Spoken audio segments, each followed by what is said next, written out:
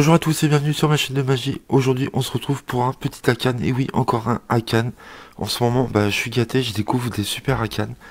Donc vous allez voir, celui-là vraiment, je l'adore, il est vraiment trop bien. Donc c'est parti, vous avez une carte mystère ici, on verra après. Nous avons un jeu de 52 cartes et nous allons mélanger le jeu avant de faire le tour au spectateur. Donc on va se faire un petit pharo.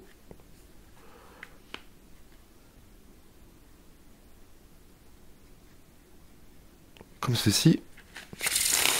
Donc toutes les cartes sont mélangées. Vous égalisez les jeux. Et vous allez dire à votre spectateur de prendre la carte mystère, de ne pas regarder encore la valeur, nous allons voir tout de suite après, et de l'insérer où il veut dans le jeu. Donc il insère la carte où il veut, mais il laisse sortir la carte, il la met à peu près la moitié comme ceci, d'accord? Vous prenez le jeu en main, et vous dites à votre spectateur, nous allons regarder la carte mystère, donc c'est un joker, ok? Vous l'avez inséré ici, et nous allons regarder les cartes adjacentes au joker, donc les cartes qui sont à gauche et à droite du joker, et ces cartes-là vont nous donner la position d'une carte, d'accord? Donc vous écartez comme ceci, bien distinctement. Vous mettez les cartes de côté, et donc ces deux cartes vont nous donner une position, un nombre entre 1 et 52. Donc ici nous avons un 3 et un 9, donc forcément ça peut pas être 93, parce qu'il y a 52 cartes, hein, bien évidemment. Et donc nous formons le nombre 39 avec ces deux cartes. Le spectateur a inséré vraiment où il voulait, d'accord? Ensuite, nous allons devoir choisir une carte. Donc ça va être le même procédé. Donc vous faites un ruban. Et pareil, vous laissez la carte, le joker, au spectateur, dans les mains du spectateur, face visible. Et vous lui demandez de faire défiler la carte comme ceci. Et de l'insérer, encore une fois, entre deux cartes. Donc là, c'est le spectateur qui fait tout. D'accord? Donc vous le laissez faire. Et il insère entre deux cartes. Donc il fait ça. Donc là, je le fais vraiment au hasard, hein. Peu importe, le choix est libre. Pareil, on va prendre les cartes adjacentes au joker, la carte de droite et la carte de gauche. Comme ceci. Le paquet est mis de côté. Et vous faites remarquer, avant de retourner les deux cartes, que la carte à gauche, donc celle-ci, formera la valeur de la carte. Et la carte à droite qui est sur le joker nous indiquera l'index de la carte, si c'est un pique, un cœur, un trèfle ou un carreau. Donc la carte à gauche va nous indiquer la valeur, donc un 8. Et ici, un carreau, un 8 de carreau. Donc le spectateur a inséré deux fois le joker dans le jeu pour trouver une première fois la position de la carte 39 et pour former une carte, un 8 de carreau. Et ce qui serait dingue, n'oublions pas que le jeu a été mélangé, que le 8 de carreau se retrouve en 39e position. Et là, vous laissez faire le spectateur, il va compter face cachée, 3, 4, il peut faire face visible aussi, il n'y a pas de souci. Donc 4, 5, 6, 7, 8, 9, 10, 11, 12, 13, 14, 15, 16, 17, 18, 19, 20, 21, 22, 23, 24, 25, 26, 27, 28, 29, 30, 31, 32, 33, 34, 35, 36, 37, 38, 39, 8 de carreau ou pas? On regarde, c'est bien le 8 de carreau. C'est vraiment génial, voilà, j'adore ce tour. C'est extra. Donc on se retrouve pour l'explication de cet Hakan et j'espère que vous avez aimé. Franchement, je le trouve terrible. Donc très simple, vous allez avoir besoin d'un joker, ça sera la carte mystère. Vous la mettez face cachée. Un jeu de 52 cartes et vous allez prendre le 3 de carreau et le 9 de pique en plus. D'accord, ça va être des cartes duplicata qui seront en double dans le jeu. Vous allez ranger votre jeu en 6 Tebin stack. Donc pour ceux qui ne connaissent pas, vite fait, je vous le dis à nouveau. Vous commencez par exemple par n'importe quelle carte et vous allez rajouter 3 à chaque fois. Et vous allez... moi j'ai rangé les index dans cet ordre-là. Pique, cœur, trèfle, carreau. D'accord? Donc on va faire comme ça. Donc pique, cœur, trèfle, carreau. Et vous faites ça pour toutes les cartes et vous rajoutez 3 à chaque fois. C'est ce qu'on appelle le system in stack. Vous avez rangé votre jeu comme ça. Vous allez mettre le 9 en dessous et le 3 au-dessus. Ou le 9 au-dessus et le 3 en dessous, peu importe, c'est pas important. Donc moi, ce que j'aime bien faire quand il y a un montage, je vous l'ai déjà dit, j'aime bien mélanger le jeu avant, plutôt que de commencer le tour directement comme ça. Donc moi, pour ce tour, je fais un pharo. Donc je décale les cartes, donc ça vous savez le faire maintenant. Quand vous avez un montage, je vous conseille de faire ceci. Ça vous permettra de mélanger le jeu. Mais votre montage, vous allez le retrouver comme il était juste avant. Donc c'est ça l'avantage. Vous faites ça jusqu'à la fin.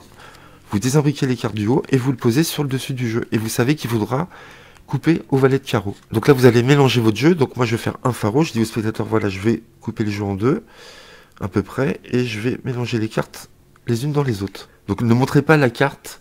Je vous conseille de ne pas montrer la carte du dessous au spectateur quand vous commencez votre tour. Hop.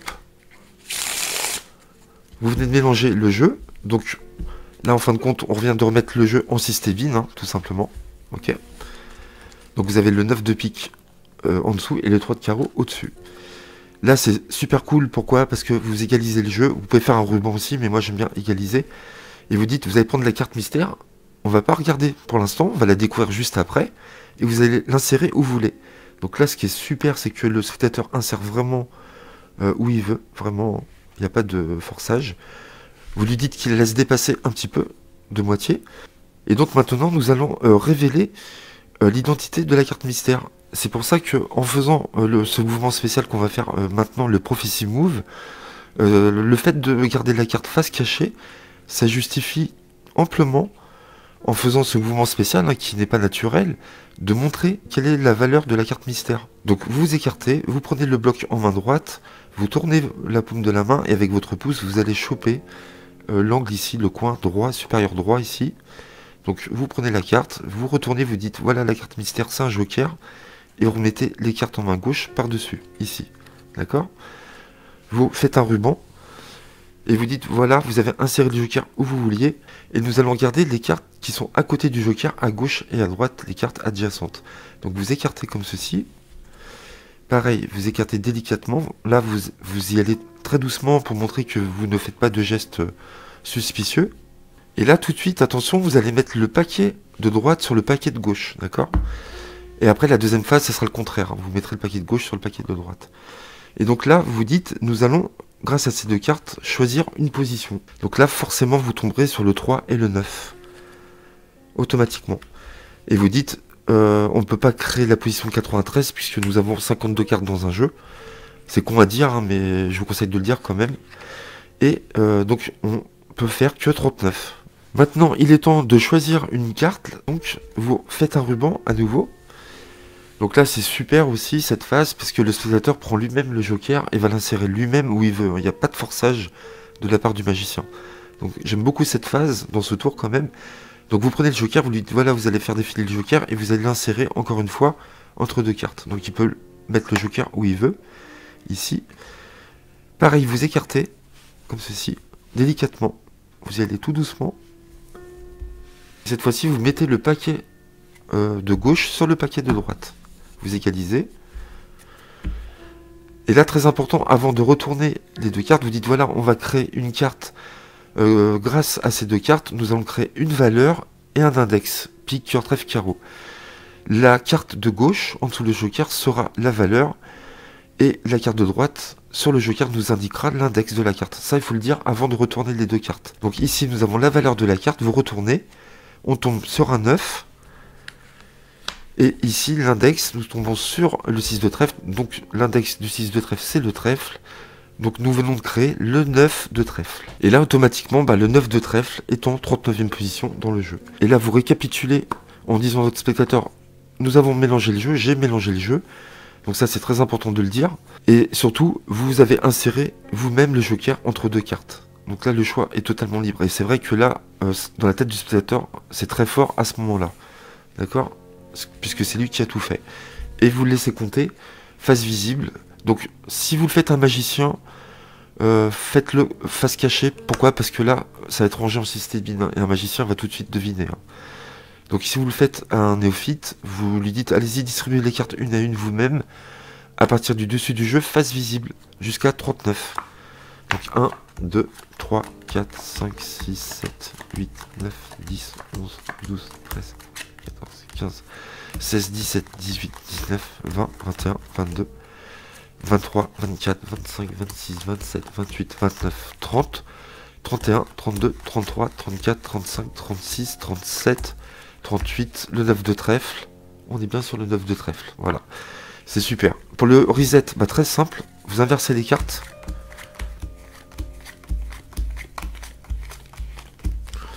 Voilà, vous prenez le 6 de trèfle, vous le mettez ici, en dessous du jeu, et le 9 de carreau ici.